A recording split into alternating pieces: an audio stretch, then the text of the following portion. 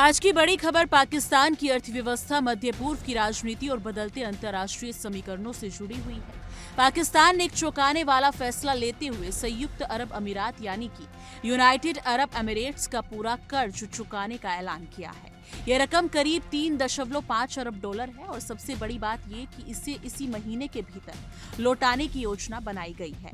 ऐसे समय में जब पाकिस्तान पहले से ही आर्थिक संकट से जूझ रहा है, ये फैसला कई बड़े सवाल खड़े करता है।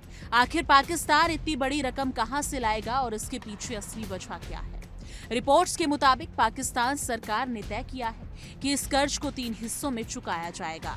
पहले चरण में 11 अप्रैल को करीब 450 मिलियन डॉलर, फिर 17 अप्रैल को 2 अरब डॉलर और आखिर में 23 अप्रैल को 1 अरब डॉलर लौटाए जाएंगे। गौर करने वाली बात यह है कि ये वही कर्ज है जिसमें एक हिस्सा यानी कि 1996 से 1997 में लिया गया था, जिसे अब लगभग 30 साल बाद लौटाया जा रहा है।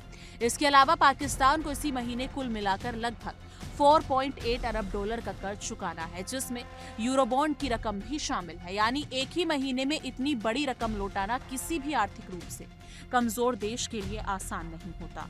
यहाँ सबसे अहम सवाल ये उठता है कि क्या ये सिर्फ एक आर्थिक फैसला है या इसके पीछे कोई राजनीतिक दबाव भी काम कर रहा है। दरअसल खबरें ये संकेत दे रही हैं कि यूनाइटेड अरब एमिरेट्स का रुख अब पाकिस्तान के प्रति पहले जैसा नरम नहीं रहा।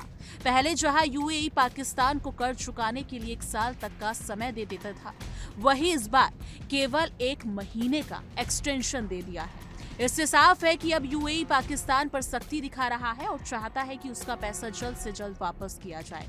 इस बदलते रुख के पीछे एक बड़ा कारण मध्य पूर्व में चल रही राजनीतिक स्थिति भी बताई जा रही है। खासकर ईरान और अमेरिका के बीच बढ़ते तनाव को लेकर पाकिस्तान का स्टैंड यूएई को पसंद नहीं आया है।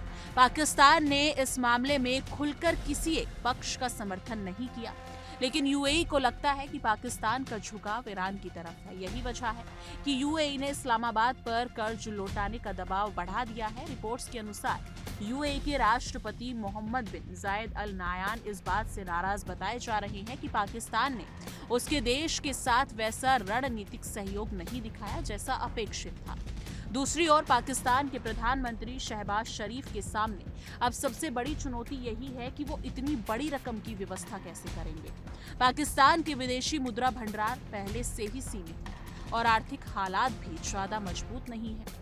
ऐसे में इतनी बड़ी रकम लौटाना देश की अर्थव्यवस्था पर और दबाव डाल सकता है। कुछ एक्सपर्ट्स का मानना है कि पाकिस्तान को इसके लिए नए कर्ज लेने पड़ सकते हैं या फिर अंतर्राष्ट्रीय संस्थाओं से मदद लेनी पड़ सकती है। इस पूरे घटनाक्रम का और पहलू भी है कि यूएई का 2 अरब डॉलर का कर्ज पाकिस्तान के विदेशी मुद्रा भंडार का हिस्सा माना जाता रहा है।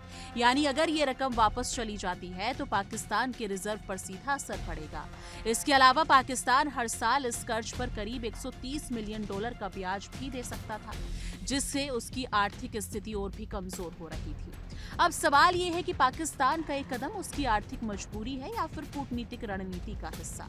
क्या पाकिस्तान यूएई के साथ अपने रिश्ते सुधारने के लिए कदम उठा रहा है या फिर वो किसी बड़े अंतर्राष्ट्रीय दबाव में है? और सबसे बड़ा सवाल, क्या इससे पाकिस्तान की आर्थिक स्थिति और बिगड़ेगी?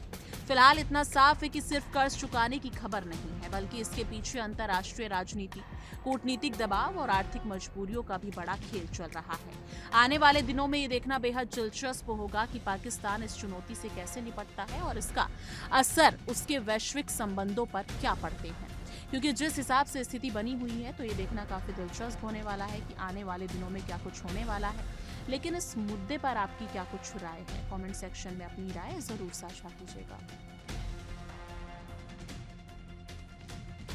देखिए इंडिया डेली 24/7 अब आपकी स्मार्ट टीवी पर। इंडिया डेली मौजूद है सभी डिजिटल प्लेटफॉर्म पर लाइव और लगातार। इंडिया डेली 24/7 हर दिन राष्ट्र को समर्पित।